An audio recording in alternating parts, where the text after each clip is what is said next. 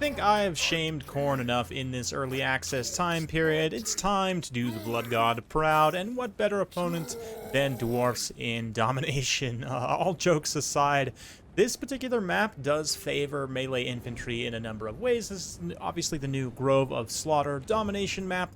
Let's get to the Domination builds real quick. Starting army, myself, very much breathing in the mouth with this build. Herald of Khorne and 2 Blood Reapers. None of them have any abilities. We've gone as cheap as possible to also take then 5 regular Bloodletters and 2 Exalted Bloodletters, including the Hell-Forged Host. For the Dwarfs' initial force, they've got Thorek, Ironbrow, Dwarf Warriors with great weapons here, Norgrumlings, Ironbreakers, Miners with Blasting Charges, Grumbling Guards, Miners with Blasting Charges, where it's great weapons, and we've got some Rangers, so quite the stack of Dwarfs, and of course, that does mean we need to get to the reinforcement pools. 1 Minotaur and 2 Spawns for Fleshhounds of Khorne, 3 Furies, and 2 Warhounds of Khorne. For the Dwarfs, Peak Gate Guard, very cool choice, and some Giant Slayers, 2 regular Slayers, 2 Rangers with great weapons, 2 regular Rangers, Dwarf Warriors, Miners with Blasting Charges, and a regular Miner, plus the Regiment of Renowned Grudge Thrower, the Lobber. Now, here we are in the full battle, ready to go. So, of course, the trees here afford me quite a bit of space to work with, where I can be relatively safe from ranged fire. That being said, the forests obviously are going to favor dwarf and just all infantry in general in fights, right? Infantry-sized units, that is. Thankfully for myself, I can bring in Chaos Warhounds to act as a mobile infantry-sized unit. I can get through the woods here and capture various objectives, so we're going to start to do that, get some Fleshhounds in here as well for more heavy support.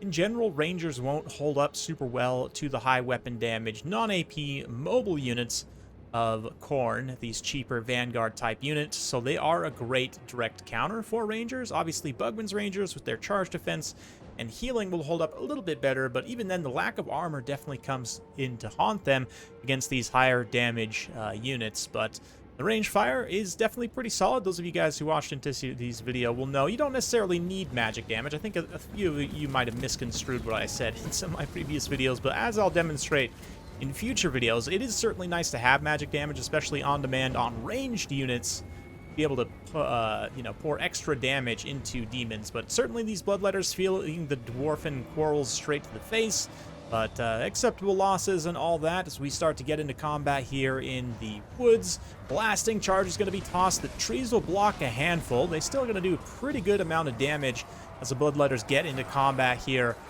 in the Grove of Slaughter, aptly named for the Khorne units to get in combat. And this, a little bit of a disaster. Thorek, I don't think my opponent realized here, Thorek's only 30 speed, and all of these Khornite characters on foot are like 46, 48 speed, so he is just going to be absolutely hosed here and get triple teamed and absolutely bursted down. So let's avoid that shameful display and come back over, check on this flank here as the Hellforge hosts get into combat, start to take some beards.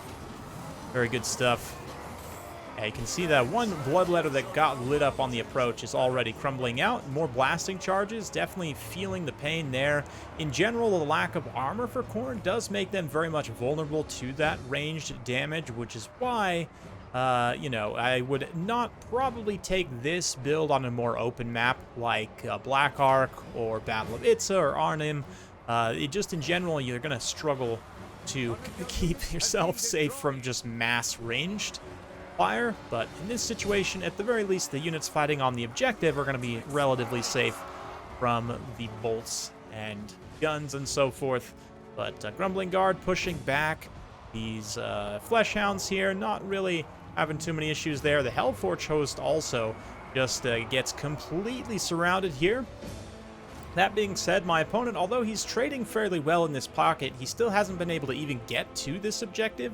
Hasn't been able to get to this objective either. And right now, neither of us have even tried to contest here. He could have perhaps sneaked in a Ranger from this side to capture that objective, and maybe we'll see him do that soon. But Thorek gets shattered. He's going to run for the hills. It didn't quite finish him off, so not going to get the full leadership debuff. But in general, the Dwarven units are just getting owned in the forest here, and it's a very cost and efficient trade, especially for like the Norgrumlings Ironbreakers. Although they would be able to hold out for quite some time, they're going to try and pull back here, especially avoiding that triple hero squad in particular. And they certainly do have the leadership to be able to just pull back, try and get some range support. They're going to lose some models, though. Very cost-efficient trade for my Bloodletters there. And Hellforge Host also continuing to hold out, rush in some Furies there to try and bog down the Rangers. Some of the Bloodletters also victorious in the forest, emerge to try and reinforce, see if we can't bail them out. My opponent also realizing he needs to get on the objective as soon as possible, rather than focusing the Bloodforged Host and kind of over-blobbing. He sends some of his troops out to push away the Fleshhounds and try and at least get on the board here with a pretty quick objective secure. I mean, that Dwarven infantry, in my opinion, I think the Dwarfs, and some others have said this as well, I think Dwarfs just need extra capture weight on their infantry to account for their absolute lack of mobility. Like, I really don't see another way around it, which is a little bit weird. And with the changes, I would need to double check, guys, so don't quote me on this, but I believe they've already made a special exception for Ogre monstrous infantry, for example, to still count as infantry, even though, you know, all other monstrous infantry like Chaos Spawns and whatnot, they now count as monsters for the sake of capture weight, which means they're quite a bit less. But anyway, all that to say, they could also make a special exception for Dwarfs and literally make Dwarven infantry just have a little bit extra capture weight. I mean, they do have literal extra weight over a lot of other infantry, right? In terms of having, just being thick, I guess. But anyway, the Rangers help, and somehow the Bloodforged hosts are still hanging on. I did cast Khorne army ability in order to keep them in the fight at one point.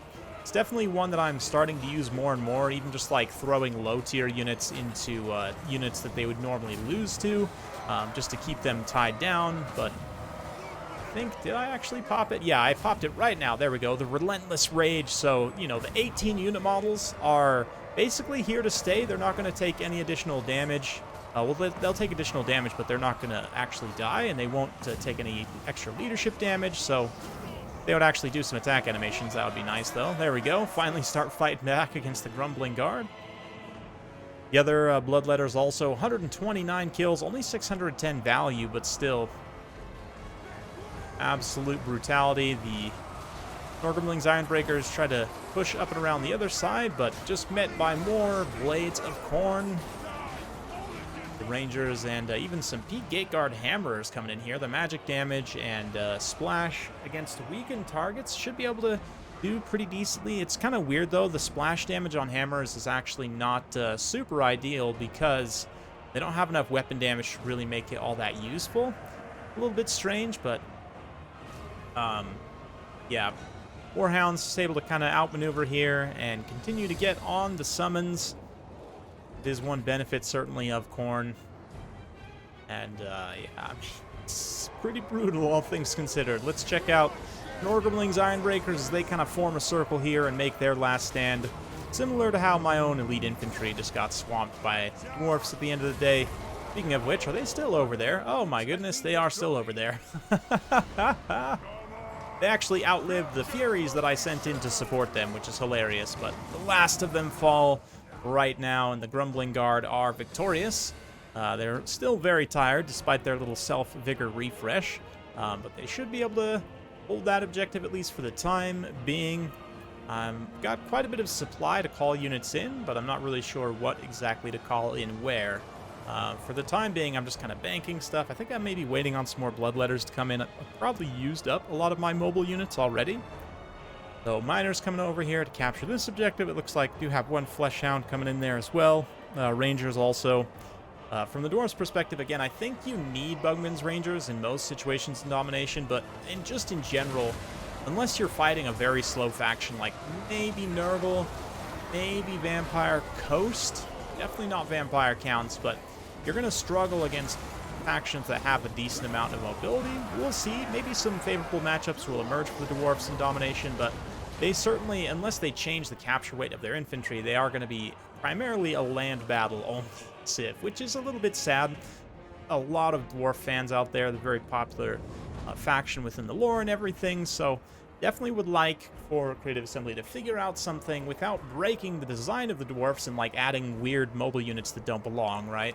Outside of that, I just don't know, you know, like fixing the capture weight, maybe giving additional units Vanguard that wouldn't otherwise have it. I don't really know, but then again, It's tricky to affect the balance of domination without affecting the balance of land battle too much, as Cathay could definitely tell you.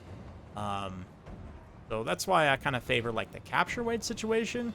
Definitely Cathay feels better in the early access with the changes to cavalry capture weight especially, but bringing in some flesh hounds here. Going after the Grumbling Guard, just keep resummoning them as much as you can. That's kind of the way of things. The Rangers and the Miners and everything doing their best to keep fighting. Only so much you can do when you're so low on HP like many of these Dwarf units are. Gonna get absolutely devoured in many cases. Nice cheeky Miner here in the center.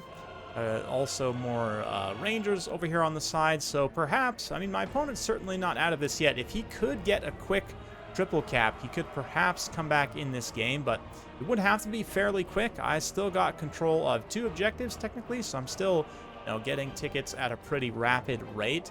And with the reinforcements of the Warhounds, again, counting as infantry still, arguable that that should be the case, but that's probably a discussion for another day in terms of more capture weight changes.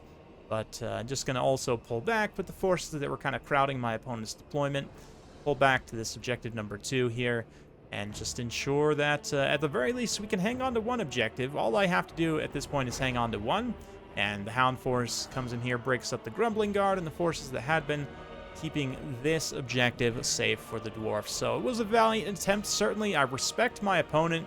I won't say who it is, but a person worthy of respect, certainly. For even trying this matchup from the Dwarfen side, it is pretty hopeless in domination. This one, Slanesh, Nurgle and Tzeentch seems like they might be a little bit better, but even Kislev with their bear chariots could potentially be tough, although maybe not. Maybe Kislev, and maybe Dwarfs have tools what it takes to get it done on certain maps. And certainly against other factions, the sort of melee infantry-centric nature of this map in particular might mean that they could win against certain other factions, like just thinking about the Empire. Great swords, probably not good enough to win a big pitched woodland battle against the elite Dwarfen infantry, so, you know, I say they're hopeless. They're maybe not completely hopeless, just hopeless in this matchup on this particular map because, yeah, I mean, Bloodletters, some of them got absolutely canned, and that does show that they do have a downside here, weakness to ranged attacks, certainly, but when the trees are protecting you, then value. Didn't even end up using a lot of my reinforcements here. The spawns and the Minotaurs didn't see any use. Just keep resummoning these Vanguard units out of the woods there, and they all perform relatively well. I mean, some of them are used as more blocking detachments than anything, but pretty good stuff there. Thorek, oof, 0 value, just gets hard sniped. In terms of Lord selection here, I'd probably go with Grombrindal, because in a fight against any of the Demon Lords of Khorne, that magic damage will help. Certainly in single entity fights, those percentage-based changes make more of a difference. So I might take Grombrindal here. The fact that he's also unbreakable definitely helps.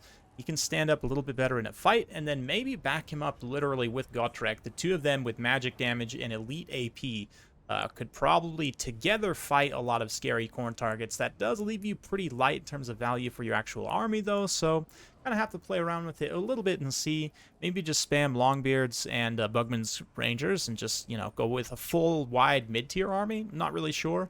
But anyway, you guys let me know what you think down in the comments below. How would you go about solving this problem as the Dwarfs?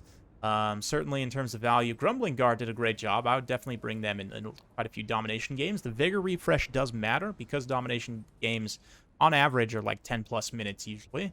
Dwarf Warriors do okay. Arguable that maybe you just take more blasting charges instead because of the shock damage against the low armor, although, of course, Khorne can take heavily armored warriors themselves. They don't really have a great direct variant because they don't have a great weapon variant. You kind of have to choose like Halberd, which is kind of weird and not exactly, you know, a 1-to-1 counter. It does have AP, yes. Or you take the dual hand weapon warriors, which don't have AP but have anti-infantry. Or you take the shielded warriors, which can block missiles, which is actually probably the one that you should take if you're going to take warriors. Anyway, I'm rambling. That's all for today. Hopefully you guys enjoyed this. If you do like this sort of content, be sure to like, subscribe, hit that bell notification button. Every time I upload a new video, you'll be notified. Thanks again. We'll see you next time.